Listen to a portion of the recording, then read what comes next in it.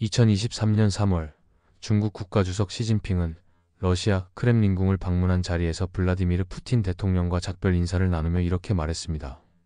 100년에 한 번 오는 변화가 지금 벌어지고 있으며 우리는 그 변화를 함께 이끌고 있습니다. 당시 이 발언은 과장된 외교적 수사로 받아들여졌습니다. 러시아는 우크라이나 전쟁에서 고전하고 있었고 미국과 유럽은 강력한 제재와 군사 지원을 통해 단결된 모습을 보여주고 있었습니다. 중국 역시 러시아와의 관계를 유지하되 유럽과의 외교 관계를 고려하여 신중한 태도를 보이고 있었습니다. 그러나 2년이 지난 지금 시진핑의 발언은 결코 허언이 아니었다는 점이 분명해졌습니다.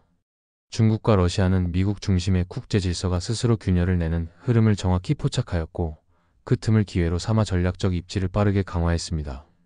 그리고 그 배경에는 도널드 트럼프라는 특이한 인물이 자리하고 있습니다. 트럼프 전 대통령은 기존의 미국 외교 기조를 무너뜨리며 고립주의를 강화하고 동맹을 경시하는 태도를 보였습니다. 그는 미국이 주도해온 자유주의 국제 질서에 대해 의문을 제기하며 세계무역기구 탈퇴 위협, 다자협정 파기, 전방위적 관세 전쟁 등을 단행했습니다.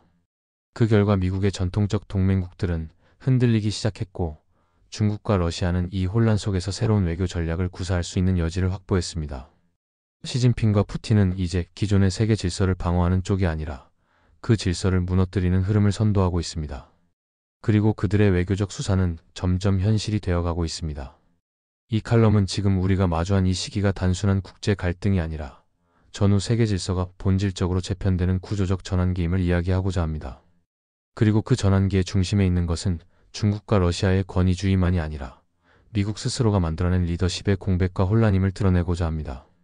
트럼프 전 대통령의 등장은 미국 외교와 국제 질서에 있어 하나의 충격이자 전환점이었습니다. 그는 취임 초기부터 미국이 만들어낸 다자주의 체제에 대해 강한 불신을 드러냈고 미국 우선주의라는 슬로건 아래 고립주의적 행보를 본격화했습니다. 세계무역기구를 무시하고 파리 기후협정을 탈퇴했으며 나토 동맹국들을 공개적으로 비판하고 무역 적자를 이유로 동맹국에까지 관세를 부과하는 등 기존 미국 외교의 축을 근본부터 흔드는 조치를 반복했습니다. 특히 눈에 띄는 것은 미국의 제도적 기반을 스스로 훼손한 점입니다. 국무부는 트럼프 임기 동안 경험 많은 외교관들이 대거 이탈하면서 조직력이 약화되었고 CIA와 국방부 역시 정치적 충성 논란과 예산 삭감 문제로 인해 정책 연속성을 잃었습니다. 그는 미국 정보기관의 분석을 신뢰하지 않으며 공개적으로 불신을 표현했으며 군 지휘부와도 반복적으로 충돌했습니다. 이 모든 상황은 미국의 외교적 신뢰도와 정책 일관성에 치명적인 타격을 입혔습니다. 동시에 미국은 전통적인 동맹국들로부터도 신뢰를 잃기 시작했습니다. 유럽연합과의 통상 갈등은 유럽 내부에서 미국 없는 외교를 준비하게 만들었고 한국, 일본, 호주 같은 아시아 동맹국들 역시 안보 공백에 대한 우려를 키우며 독자 노선을 고민하게 되었습니다. 실제로 독일은 유럽 방위 전략의 자립을 공개적으로 언급했고 일본과 호주는 미국과의 동맹은 유지하면서도 독자적 군사력 강화를 추진하고 있습니다. 그 결과 미국은 외교 무대에서 더 이상 질서를 주도하는 나라라기보다는 변수로 인식되는 국가가 되었습니다.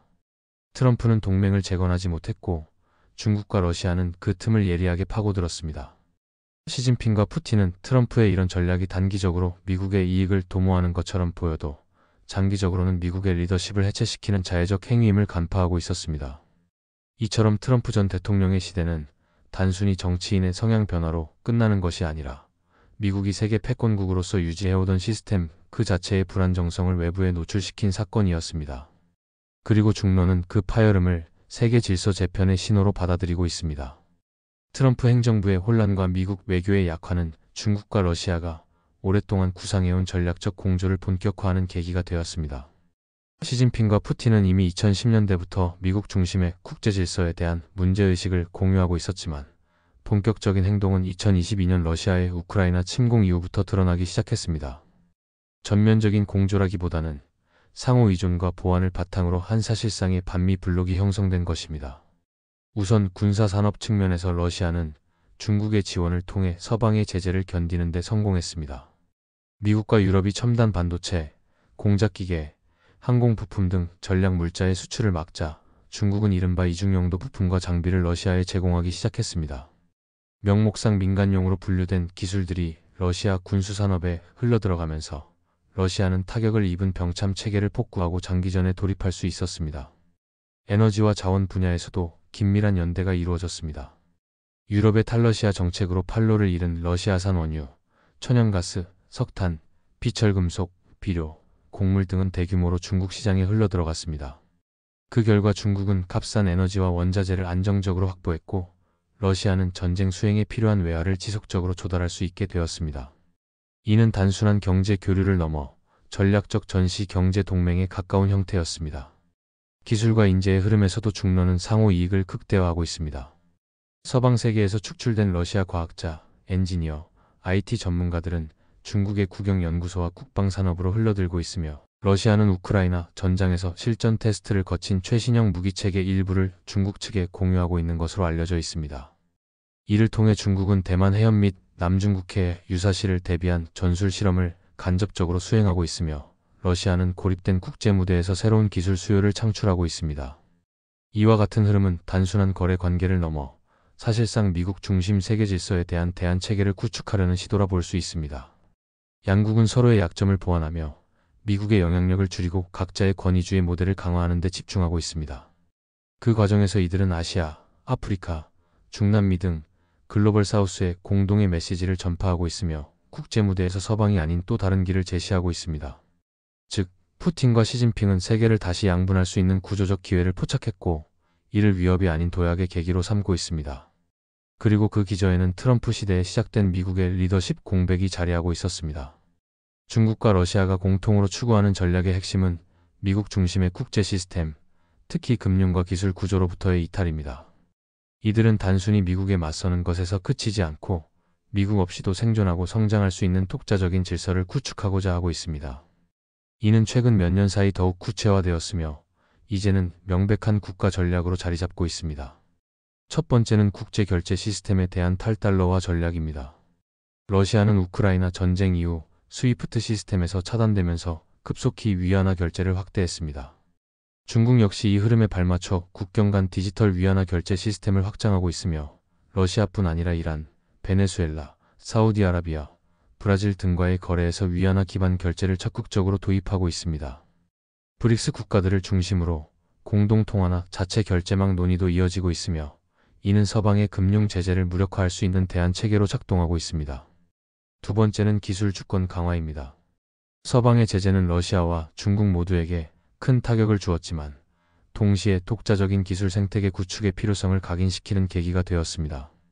중국은 반도체, 운영체제, 통신 인프라, 클라우드 기술 등 핵심 분야에서 자립화를 국가 차원에서 추진하고 있으며 러시아는 서방 소프트웨어와 플랫폼을 대체할 자체 기술 생태계를 키우는 데 주력하고 있습니다. 특히 AI와 드론, 위성통신 등 군사 민간 겸용 기술에서는 중러 간 기술 협력이 점차 심화되고 있습니다. 세 번째는 외교 경제 블록의 재편 시도입니다.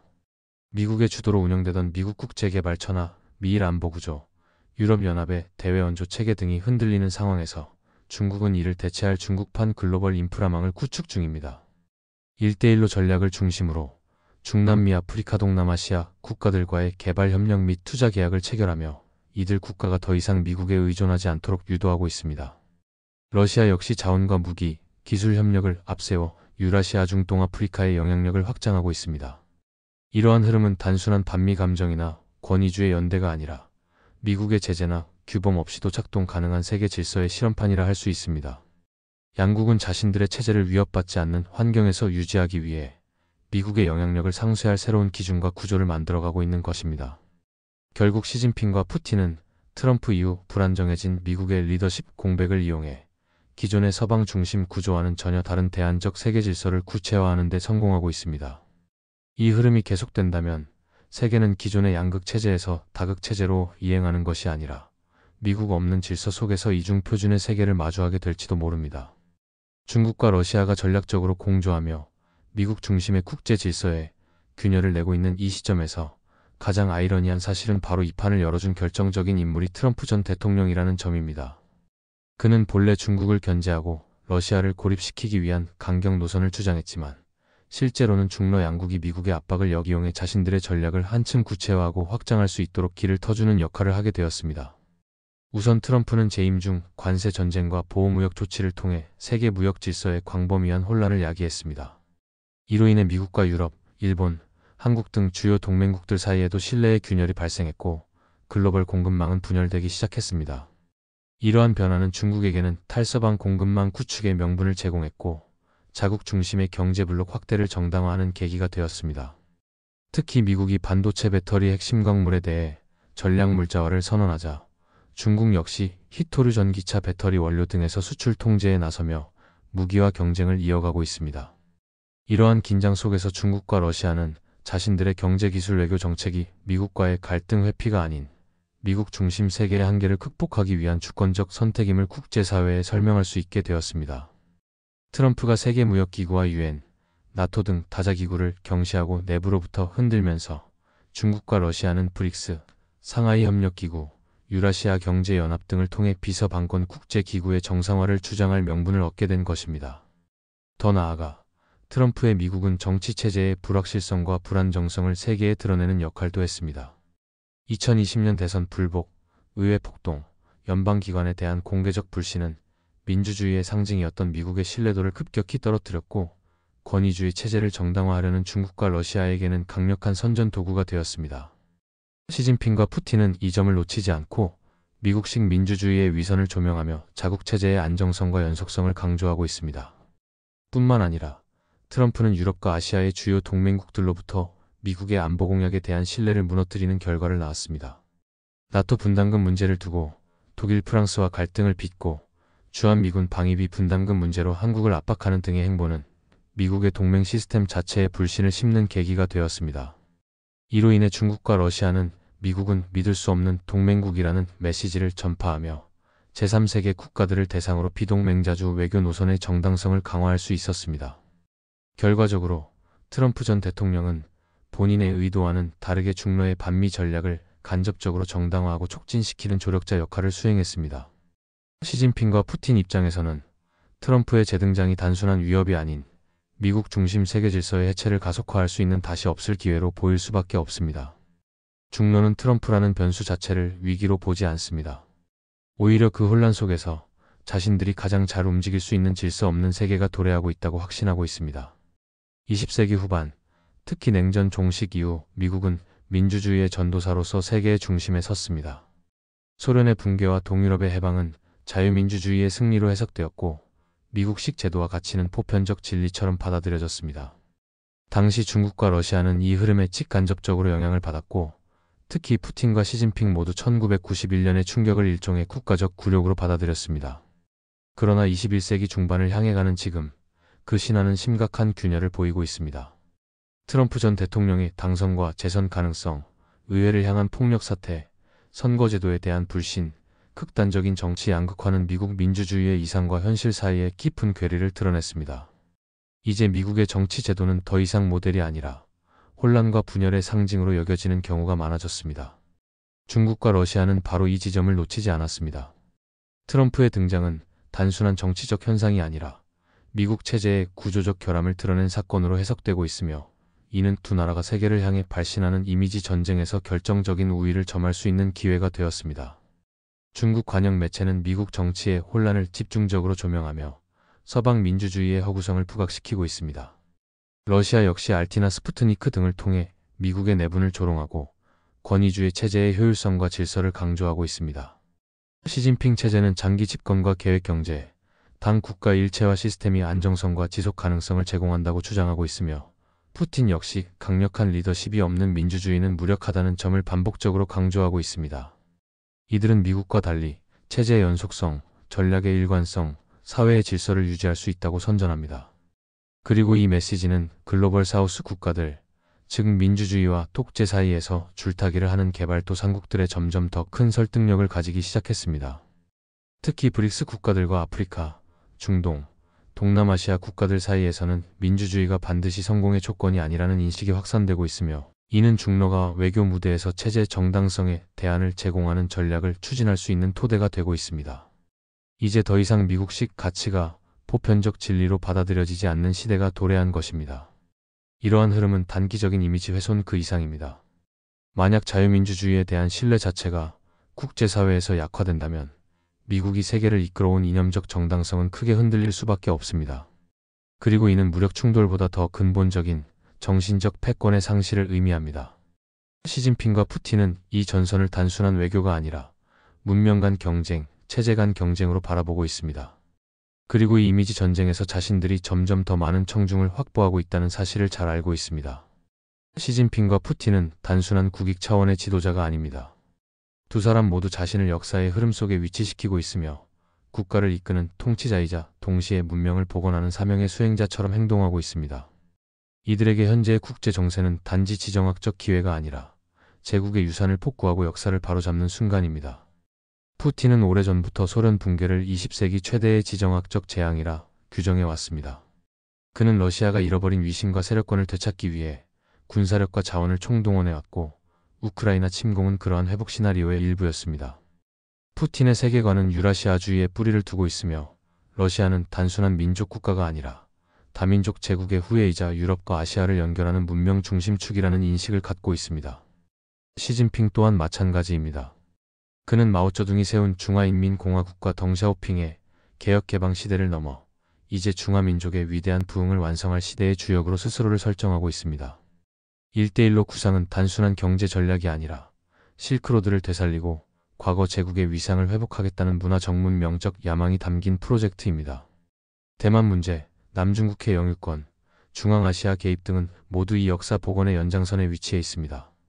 두 지도자는 모두 70대 초반에 접어들었고 자신들의 통치 시기가 마무리되기 전 반드시 이루고자 하는 역사적 과업을 구상하고 있는 것으로 보입니다. 푸틴에게는 유럽 동부에서의 새로운 경계 확립, 시진핑에게는 대만 통일이나 아시아 지역의 새로운 세력 균형 정립이 그것입니다. 이들의 행동은 현상 유지가 아니라 세계 지도의 재구성을 목표로 하고 있으며 지금이 바로 그 실행의 창이라는 인식이 강하게 자리하고 있습니다. 특히 이들은 미국이 스스로 만든 혼란을 수습하지 못하는 사이 국제 규범을 재정의하고 새로운 권력 분포를 확립하려 합니다. 이는 군사력과 경제력뿐 아니라 법과 제도, 통화, 정보, 문화의 영역까지 포함하는 전방위적인 재구성입니다. 더 이상 미국을 중심으로 한 세계는 존재하지 않으며 폭수의 문명권과 질서가 병존하는 후미국 세계가 도래하고 있다고 보는 것입니다. 이러한 야망은 과장처럼 들릴 수 있지만 현재의 국제 환경은 오히려 이들의 손을 들어주고 있습니다. 미국은 국내 정치의 혼란 속에서 외교적 일관성을 잃고 있고 유럽은 에너지와 안보 문제로 내적인 분열을 겪고 있습니다. 일본과 한국, 인도 같은 주요 국가들도 자국 중심의 전략을 모색하느라 공동의 외교 전선을 구성하지 못하고 있습니다. 이러한 진공 상태 속에서 시진핑과 푸틴은 스스로를 새로운 세계 질서의 설계자로 자처하고 있으며 그들이 머리를 맞대고 있는 지금 이 순간이야말로 21세기판 얄타 회담이 될 수 있다는 상징적 의미까지 부여하고 있습니다. 지금 우리가 마주하고 있는 국제 정세는 단순히 몇몇 강대국 사이의 이해관계 다툼이나 일시적인 외교 전선의 재편으로 설명되기 어렵습니다.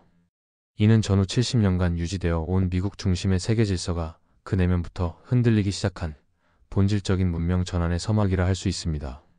그리고 그 전환을 추동하고 있는 동력은 예상치 못한 곳에서 비롯되고 있습니다.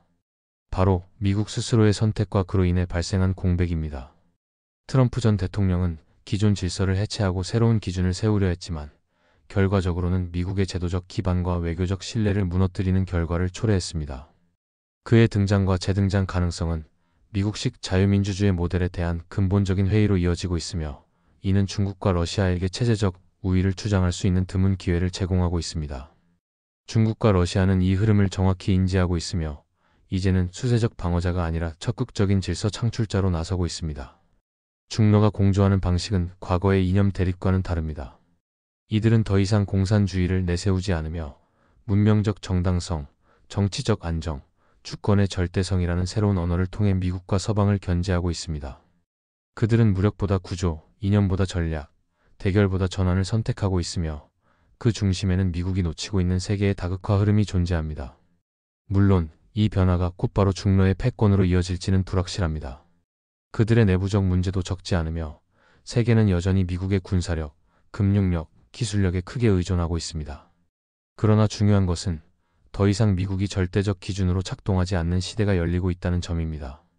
그리고 그 균열을 목격한 시진핑과 푸틴은 그 속에서 역사적 유산을 되찾고 새로운 세계를 설계할 수 있는 창문이 열렸다고 믿고 있습니다. 이제 질문은 분명해졌습니다. 지금 이 순간은 단지 일시적인 미국의 실수로 볼 수 있는가? 아니면 세계 질서가 근본적으로 재편되는 돌이킬 수 없는 전환점인가? 그리고 우리는 이 거대한 변화 속에서 어떤 선택을 하고 어떤 편에 설 것인가? 시진핑과 푸틴은 그 답을 이미 정한 듯 보입니다. 그리고 트럼프의 미국은 그 선택을 더욱 쉬운 방향으로 몰아가고 있습니다. 영상을 시청해 주셔서 감사합니다. 구독과 좋아요 부탁드립니다.